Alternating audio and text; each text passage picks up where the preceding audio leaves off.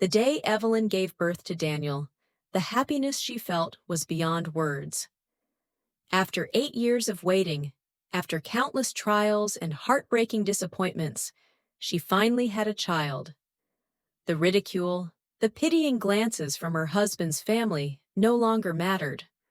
All the pain of the past was now overshadowed by this immense joy, one she believed she truly deserved.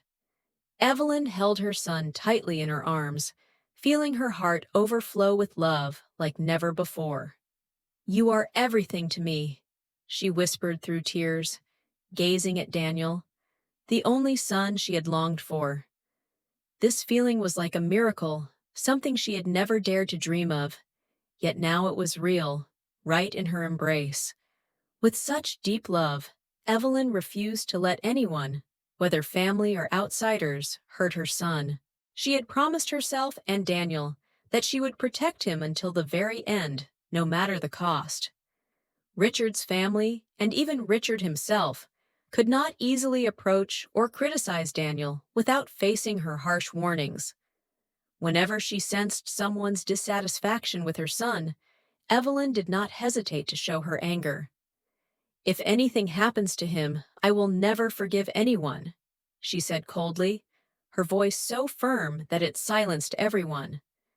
These warnings were not mere reminders, but declarations of her love, a mother's vow to do anything for her child. If anyone dared to question her ability to raise Daniel or say anything unfavorable about him, Evelyn would confront them directly without hesitation. Whether it was her husband, the man who had once been her partner, or anyone in the family, she remained steadfast in her belief. Daniel was the most important person in her life, and no one had the right to interfere with how she loved and cared for him. Her warnings became an unyielding fortress, one that no one could breach. To Evelyn, it was not just about protection. It was a challenge to anyone who dared to interfere with the son she loved more than life itself. As Daniel grew older, troubling signs began to emerge in their relationship, signs that Evelyn failed to recognize at first. In the beginning, they were small things.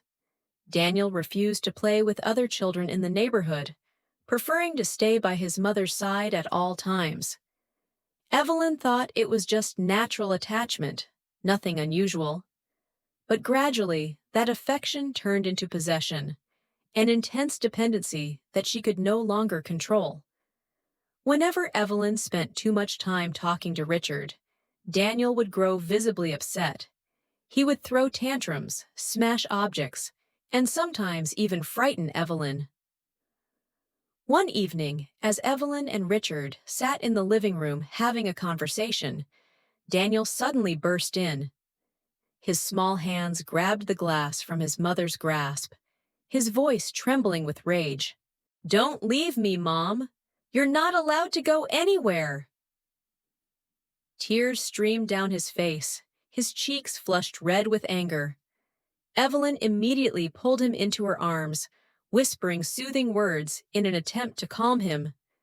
But deep inside, a seed of worry had already taken root in her heart.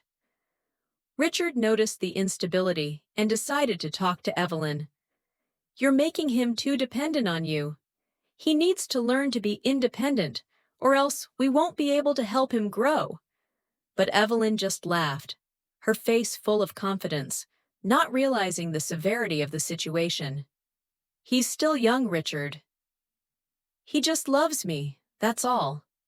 "It's nothing," she replied, then turned back to Daniel, as if everything was normal. But gradually, that love was no longer just affection. It became an obsession. Daniel began to feel jealous of his father, and the jealousy grew stronger. He couldn't stand seeing Richard hug or kiss Evelyn. If Richard even touched his wife, Daniel immediately rushed over, wedging himself between them, his eyes clearly showing anger, as though a stranger was taking something that belonged to him. One time, when Richard gave Evelyn a beautiful bouquet of flowers, Daniel immediately threw them on the ground, smashing the bouquet and shouted angrily, "Mom only needs flowers from me." But things didn't stop there. Daniel's actions became more alarming. By the age of 10, he began demanding to sleep with his mother every night. Each night, Daniel would cling to Evelyn, holding her tightly like a newborn. He didn't want to leave his mother's arms, and every time Evelyn tried to go into her own room, Daniel would cry and whine. Sometimes Evelyn felt relief from this closeness, but other times she felt an unsettling sensation, an odd feeling she couldn't explain. One evening, when Evelyn happened to find Daniel's diary, she couldn't believe what she was reading. The boy had written, "Mom is mine. No one can take her from me. One day, I will get rid of Dad." Evelyn felt as if she had been struck by a heavy blow. She trembled as she held the journal, her eyes clouding as she read those words. She immediately took the diary to Richard, but Richard just looked at her helplessly, not knowing what to say. She knew this wasn't normal, but Evelyn still couldn't accept the truth. "You're overreacting," Evelyn said, her voice full of denial. "He's just a child. He doesn't understand.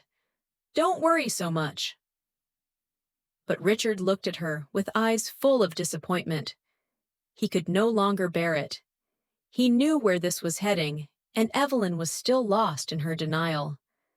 She didn't realize that her excessive indulgence was creating a monster in her son's heart. The real tragedy came when Daniel turned 15.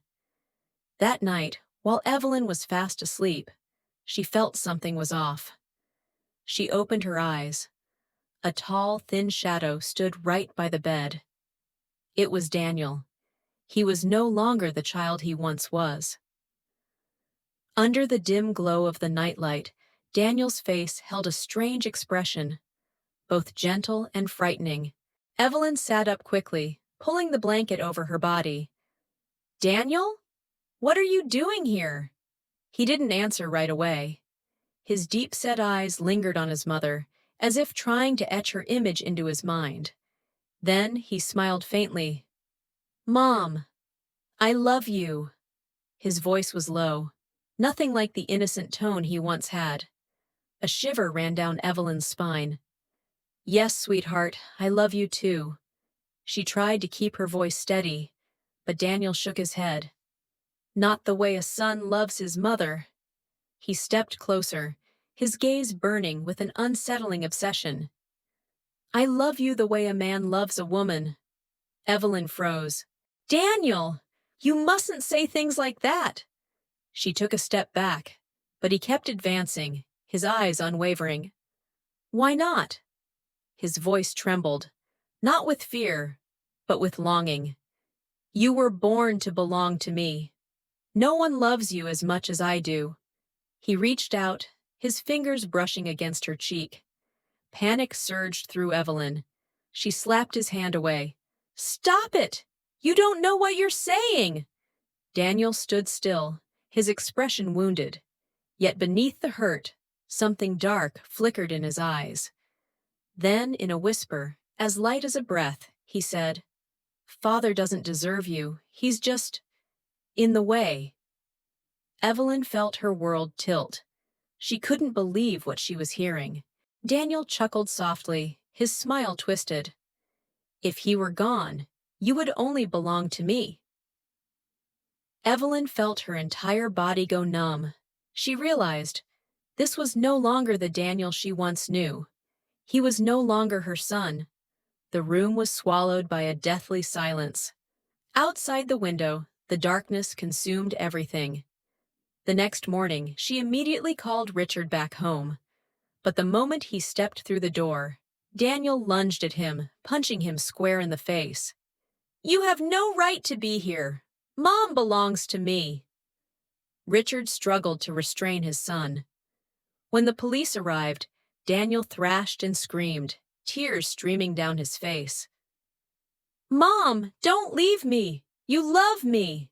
Evelyn stood there, trembling. She had nurtured a love that had gone terribly wrong, and now Her son was the one paying the price. In the end, Evelyn's family was shattered. Daniel was taken away for psychological treatment. Richard could never forgive her, and Evelyn was left to drown in her endless remorse. She sat before her son's empty room, tears falling onto her trembling hands. If only, if only I had set boundaries sooner. But now it was too late. Evelyn couldn't stop thinking about what had happened. That night, after the police had left, and Daniel had been taken away, she sat alone in the dimly lit room, silent tears streaming down her face. She couldn't understand how her unconditional love had led to such a devastating tragedy.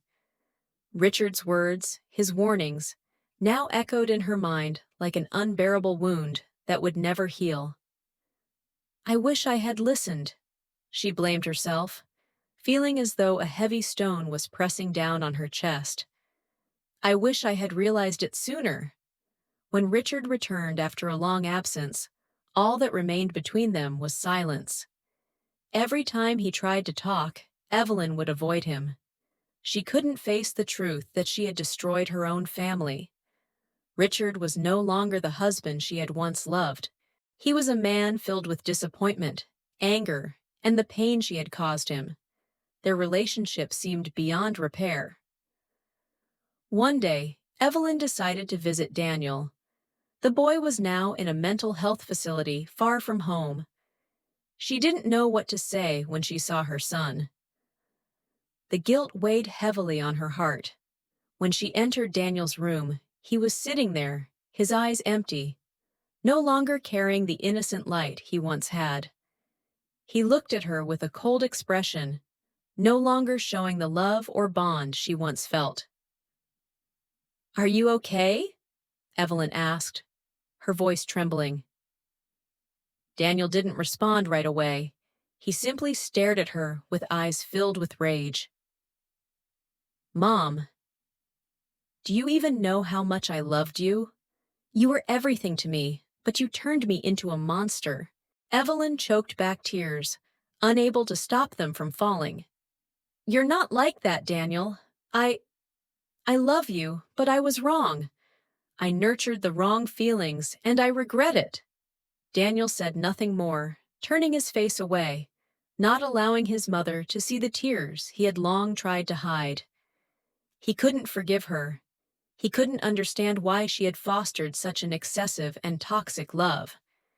He felt like the whole world had betrayed him, especially the mother he had loved most. Since that meeting, Evelyn hadn't dared to see her son again. She didn't have the courage to face the truth that she had destroyed everything. Richard, upon learning that Daniel didn't want to see his mother, decided to leave her. He could no longer live in a family filled with chaos and pain. He had tried his best to salvage their marriage, but he could not endure Daniel's hatred towards him, nor Evelyn's silence and avoidance. A year later, Evelyn lived alone in the empty house, devoid of her son's laughter and her husband's presence. She was left only with old memories, beautiful images of her son as a naive, loving child. Each time she looked into Daniel's empty room, her heart felt like it was shattering. She couldn't stop thinking about what had happened, wondering if there was anything she could have done differently. Perhaps if she had listened to Richard's advice, if she had set clear boundaries early on, things wouldn't have gone this far.